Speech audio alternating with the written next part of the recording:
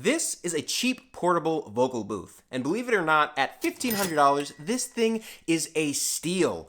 But that's not what we're talking about today. Today I'm going to be showing you how to make a vocal booth for $0. And as you can see, it's gotten me paid professional gigs. Let's go ahead and hop in. So behind this mystery curtain is my vocal booth. And you know what? For 1 second, pause this video, pop on down in the comments, and let me know what you think is behind this curtain. Second, before I go ahead and pull this guy down and unveil it, let's talk about what the point of a vocal booth is. You see, sound works a lot like a bouncy ball. Those sound waves bounce off of different hard surfaces until they eventually run out of energy and die off. This is that awkward and pretty terrible reverb and room tone that you hear in a lot of recordings.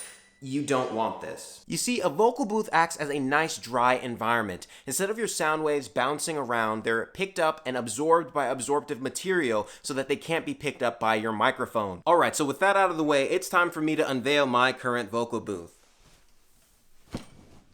Yeah, it's that closet, that one right there. So let me show you how to set up your closet for professional sound. First things first, you're going to want to leave your clothes in the closet. Just go ahead and make a space where you can comfortably set up a chair or sit on the floor if you want.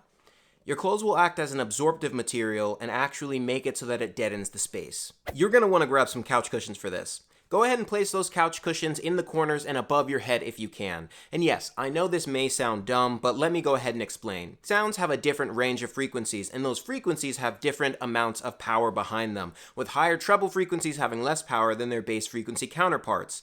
Have you ever been sitting in a car and your car starts to shake with the bass from a neighboring car? Even if you can't hear what the actual song is, your car still begins to shake because of the power in the bass. In order to kill these bass frequencies and prevent them from reverberating around your space, you need a denser material to absorb those actual frequencies, which are where these couch cushions come in. And that is literally all that you have to do.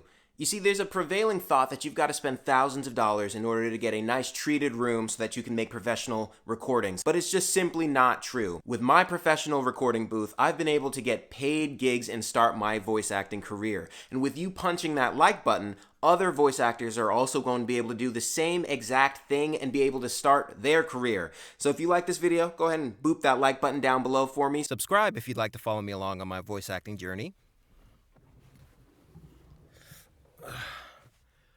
And I'll catch you guys in the next one.